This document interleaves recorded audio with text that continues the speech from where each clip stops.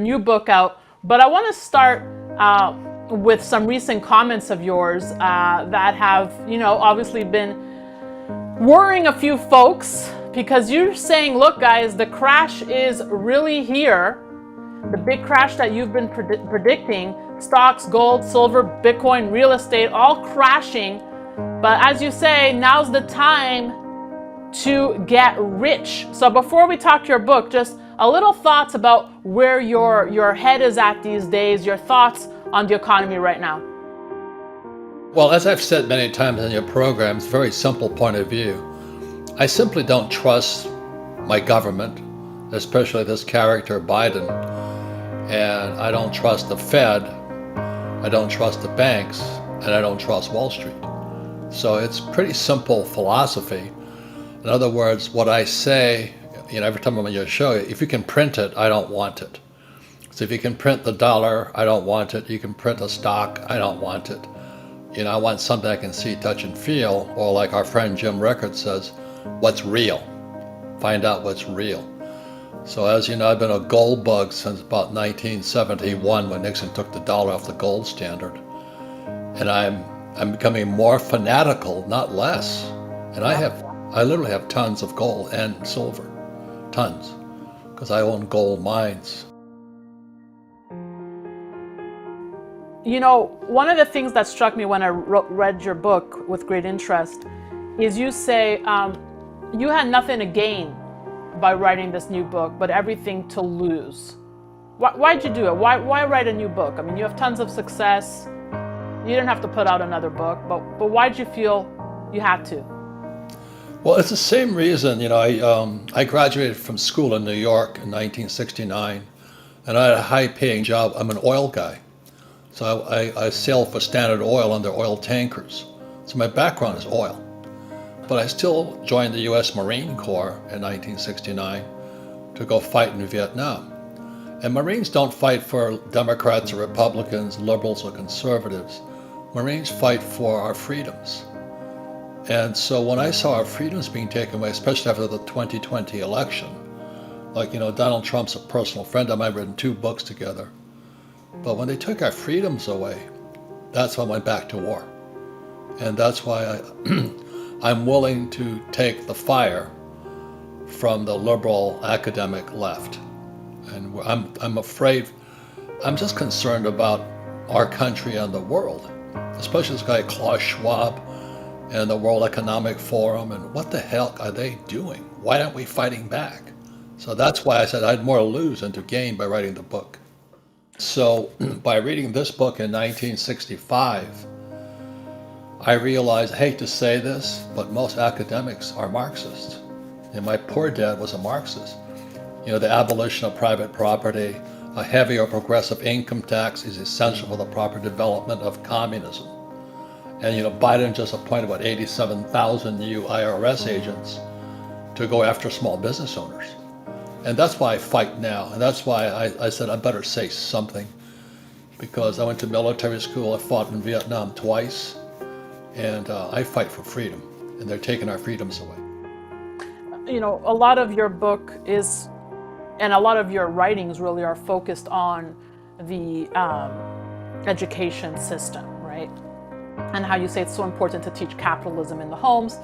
And if I may share a personal, story with you, I dropped off my children this morning because they're starting pre-K, I guess their school journey. And the teachers were asking me, what do you want your kids to get out of this experience, from school? And I said, well, actually, I don't want them to fall in love with school. I want them to fall in love with learning. And she kind of just took a step back and looked at me, and I said, yeah, you should read Robert Kiyosaki. You should read Capital's Manifesto, and you'll know what I mean.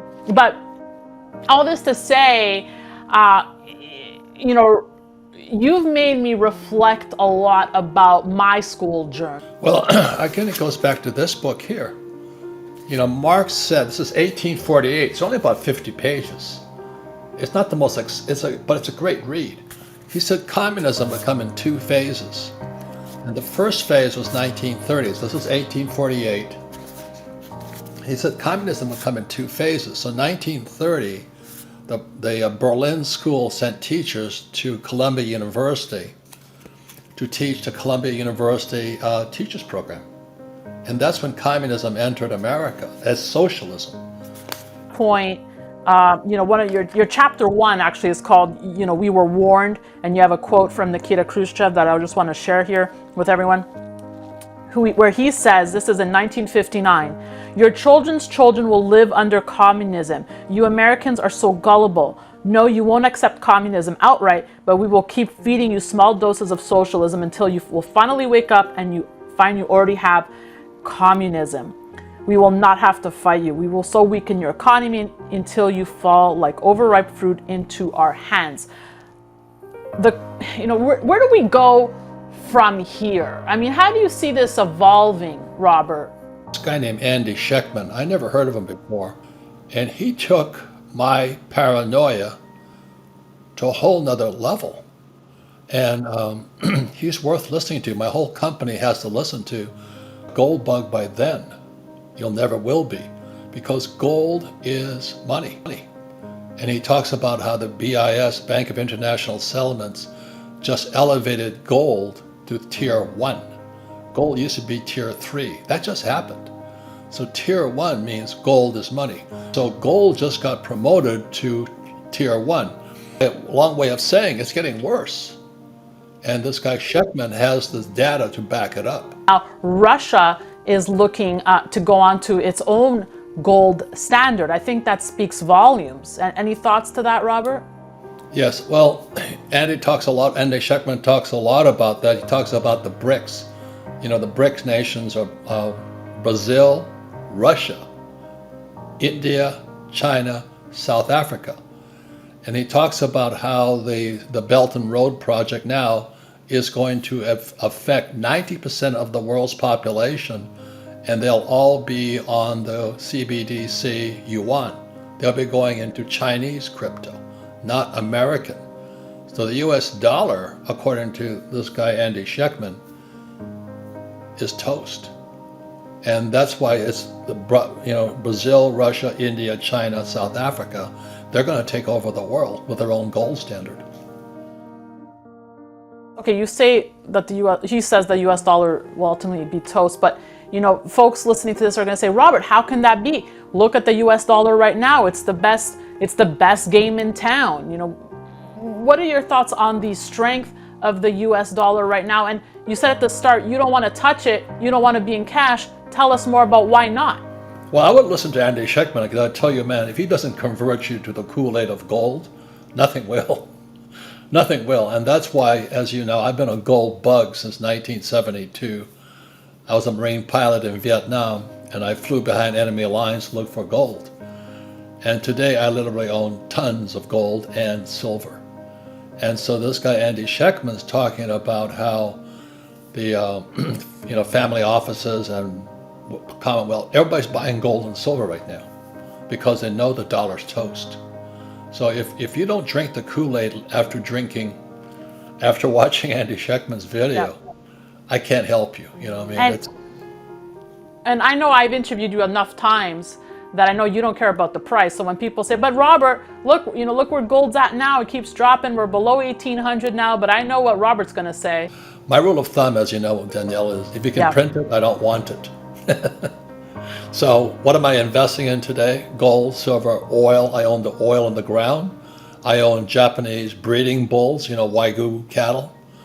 And so I don't sell the cattle, I sell the semen.